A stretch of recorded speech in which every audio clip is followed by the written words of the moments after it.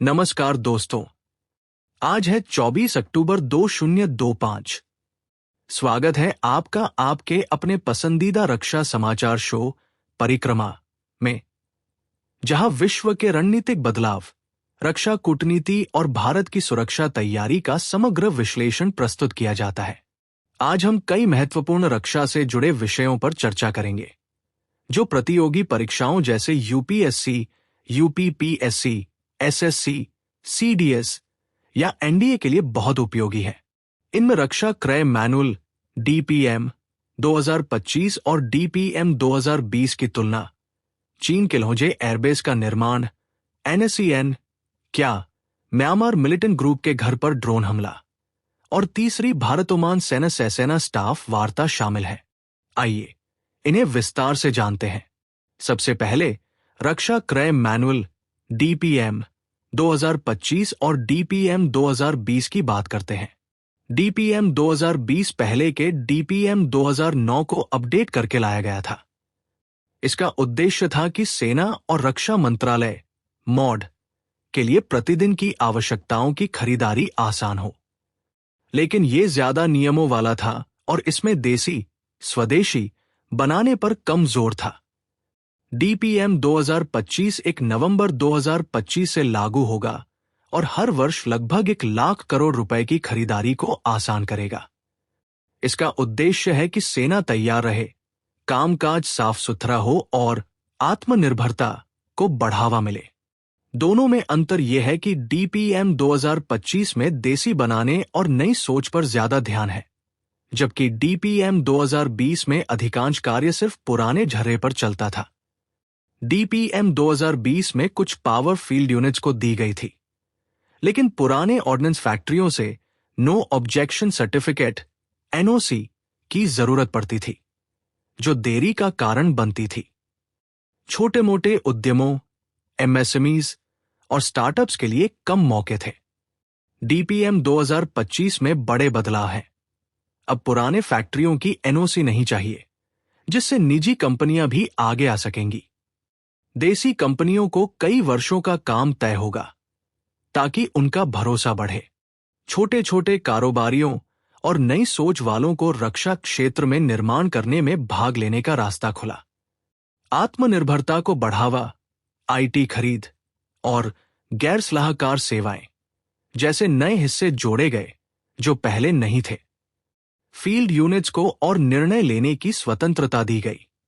एक अंतर यह है कि डीपीएम 2025 निजी कंपनियों और स्वदेशी निर्माण पर बल देता है, जो पहले डीपीएम 2020 में कम था। 2020 में नियम साफ थे, लेकिन बाबूशाही और डरपोक रवैया खरीदारी को धीमा करता था। निजी कंपनियों को खास इंसेंटिव नहीं मिलते थे। डीपीएम 2025 में प्रक्रिया आसान, साफ और तेज करने की कोशिश है। एनओसी हटाने और निष्पक्षता से निजी क्षेत्र को रिझाया जा रहा है। देसी खरीदारी पर थोड़ा ध्यान था, लेकिन मजबूत प्रबंध नहीं थे। ज्यादातर विदेशी और सरकारी कंपनियों पर निर्भरता थी। डीपीएम 2025 में आत्मनिर्भरता को अहम बनाया गया है। देसी डिजाइन और बनाने को बढ़ावा देने के लिए नए नियम और एमएसएमई सपोर्ट है। एक अंतर यह है कि डीपीएम 2025 आत्मनिर्भर भारत को वास्तविकता में बदलने का प्रयास करता है। पहले वाले में यह सपना अधूरा था। जहां 2020 में मरम्मत के लिए 15% ग्रोथ ऑफ वर्क की छूट थी, लेकिन ज्यादा बदलाव के लिए ऊंचे स्तर की मंजूरी चाहिए थी। डीपीएम 2025 में 15% छूट बनी हुई है और फील्ड यूनिट्स को ज्यादा पावर दी गई है, ताकि काम शीघ्र हो। डीपीएम 2025 में लागू करने में जटिलता हो सकती है, जैसे संगठन की पुरानी सोच को बदलना और उद्योग की तकनीकी तैयारी आदि में समय लगेगा। जहां डीपीएम 2025 पुरानी कमियों को ठीक करने की कोशिश करता है, लेकिन पहले में इस तरह की रणनीति में कुछ कमी रह गई थी। एक साधारण ढांचा था, लेकिन इसे आसानी से समझना मुश्किल था। डीपीएम 2025 दो हिस्सों में बंटा है, एक नियम, दूसरा फॉर्म और गाइड, जो रक्षा मंत्रालय की वेबसाइट पर उपलब्ध रहेगा। डीपीएम 2025 ज्यादा साफ और यूजर फ्रेंडली है, जहां डीपीएम 2020 केवल नियमों को ठीक करता था, डीपीएम 2025 देसी बनाने निजी कंपनियों को ताकत और तेज कामकाज पर जोर देता है। तो दोस्तों, ये तो हुई डीपीएम 2025 और 2020 की एक तुलनात्मक रूपरेखा। अब बात करते हैं चीन के लोंजे एयरबेस की, जो तवांग, भारत से लगभग 100 किलोमीटर दूर है। हाल ही में पता चला है कि अप्रैल 2025 से अब तक चीन ने लोंजे एयरबेस पर 36 नए कठोर शेल्टर, हैंगर बनाए हैं, जहां हवाई जहाज और हेलीकॉप्टर रखे जा सकते हैं। ये शेल्टर मजबूत है ताकि वे किसी हवाई हमले से बच सके। ये कदम दिखाता है कि Beijing line of actual control, LAC, अर्थात भारत चीन सीमा के पास अपनी हवाई ताकत को बढ़ाने के प्रयास में है। तवांग, जो अरुणाचल प्रदेश में है, भारत के लिए बहुत स्ट्रैटेजिक स्थान है और चीन की ये गतिविधि सीमा पर तनाव को और बढ़ा सकती है। ये निर्माण बताता है कि चीन अपनी हवाई निगरानी और युद्ध की तैयारी को मजबूत कर रहा है। भारत के लिए ये चिंता की बात है, क्योंकि इससे दोनों देशों के बीच तनाव और गहरा हो सकता है। अब अगले समाचार के लिए चलते हैं। म्यांमार, जहां NSCN, क्या म्यांमार मिलिटेंट ग्रुप की, जिसके एक बड़े मिलिटेंट जनरल के घर को ड्रोन हमले से नष्ट कर दिया गया। यह हमला म्यांमार के उस क्षेत्र में हुआ जो भारत म्यांमार सीमा के पास है। तस्वीरों में घर पूरी तरह से नष्ट हुआ दिख रहा है और समाचार यह है कि इस हमले में कई NSCN, क्या के कई लोग मारे गए, जिनमें शायद बड़े नेता भी शामिल हैं। NSCN, क्या भारत के विरुद्ध गतिविधियां चलाता है और नागालैंड म्यांमार बॉर्डर पर सक्रिय है।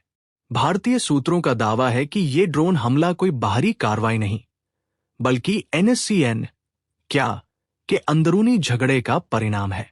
उनका कहना है कि ग्रुप के अंदर पावर और पैसों को लेकर विवाद चल रहा था और इसी के चलते किसी ने ड्रोन का इस्तेमाल करके इस हमले को किया। म्यांमार की ओर से इस हमले पर कोई स्पष्ट वक्तव्य नहीं आया है और न ही भारत ने खुलकर अपनी भूमिका स्वीकार की है। लेकिन पिछले कुछ महीनों में भारत म्यांमार बॉर्डर पर ड्रोन हमले के समाचार आते रहे हैं, जैसे NSCN, क्या और ULFI के कैंप्स पर स्ट्राइक। अगर ये आंतरिक कलह था तो भी भारत के लिए ये अच्छी बात हो सकती है, क्योंकि इससे NSCN, क्या कमजोर हो सकता है। दूसरी ओर अगर ये भारत की सिक्योरिटी फोर्स की कार्रवाई थी तो ये उनकी सटीक और मजबूत रणनीति को दर्शाता है। इससे सीमा पर तनाव बढ़ सकता है। भारतीय सेना और खुफिया एजेंसियां इस घटना पर दृष्टि रख रही हैं ताकि सीमा की सुरक्षा और मजबूत की जा सके। अब बात करते हैं तीसरी भारत ओमान सैन्य स्टाफ वार्ता की, जो अक्टूबर के 22 से 23 2025 को नई दिल्ली में आयोजित की गई। ये वार्ता भारतीय सेना और ओमान की रॉयल आर्मी के बीच हुई। इस वार्ता का मुख्य उद्देश्य द्विपक्षीय रक्षा सहयोग को बढ़ाना था, जिसमें संयुक्त सैन्य अभ्यास, विशेषज्ञों का आदान प्रदान, प्रशिक्षण सहयोग और 2026 रक्षा सहयोग योजना के अंतर्गत नए अवसरों की खोज शामिल है। ये वार्ता सैन्य कूटनीति और भारत ओमान रक्षा संबंधों को मजबूत करने में एक महत्वपूर्ण कदम है। दोनों देशों ने अपने सैनिकों के बीच संयुक्त अभ्यास को विस्तार देने पर सहमति व्यक्त की, जो पहले से ही चल रहे हैं, जैसे एल नजा अभ्यास। नई तकनीकों और विशेष क्षेत्रों में विशेषज्ञों का आदान प्रदान करने की योजना बनाई गई। सैन्य प्रशिक्षण और पेशेवर सैन्य शिक्षा को गहरा करने पर जोर दिया गया। दोनों सेनाओं की सामरिक और तकनीकी क्षमताओं को बढ़ाने के लिए रणनीति बनाई गई। 2026 रक्षा सहयोग योजना के अंतर्गत नए क्षेत्रों में सहयोग की संभावनाएं खोजी गई। ध्यान देने योग्य बात यह है कि भारत और ओमान के बीच पहली सेना स्टाफ वार्ता 2019 में हुई, जिसने रक्षा सहयोग की नींव रखी। ओमान भारत का खाड़ी क्षेत्र में सबसे निकट का रक्षा साझेदार है। यह पहला देश है जहां भारत की तीनों सेनाएं, थल, वायु और नौसेना, संयुक्त अभ्यास करती है। पांचवा भारत ओमान संयुक्त सैन्य अभ्यास एल नजा सितंबर 2024 में ओमान में संपन्न हुआ, जिसने दोनों सेनाओं की आपसी एकता को प्रदर्शित किया। एक सम्मेलन कक्ष में ऑपरेशन सिंदूर पर ब्रीफिंग हुई, जो पहलगाम में हुए आतंकवादी हमले 22 अप्रैल को 26 मरे, 17 घायल के उत्तर में भारत की रणनीति है।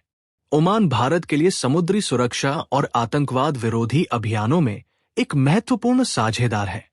2018 में भारत को ओमान के दुकम बंदरगाह तक सैन्य उपयोग के लिए पहुंच मिली, जो चीन के प्रभाव को संतुलित करने की रणनीति का हिस्सा है। दुकम बंदरगाह अरब सागर और हिंद महासागर के पास स्थित है, जो चाबहार, ईरान और ग्वादर, पाकिस्तान बंदरगाहों के निकट है।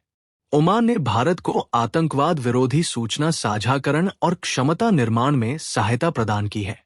दोस्तों, ये सारे समाचार न केवल सैन्य बल्कि कूटनीतिक और रणनीतिक दृष्टिकोण से भी महत्वपूर्ण है। तो दोस्तों, ये थे आज के प्रमुख रक्षा समाचार। आपको परिक्रमा का आज का एपिसोड कैसा लगा? कमेंट में अवश्य बताएं। अगर आपको ये वीडियो पसंद आया तो लाइक का बटन दबाइए, अपने दोस्तों के साथ शेयर कीजिए और चैनल को सब्सक्राइब करना मत भूलिए। हम फिर मिलेंगे नए रक्षा समाचारों के साथ। तब तक के लिए जय हिंद, नमस्कार।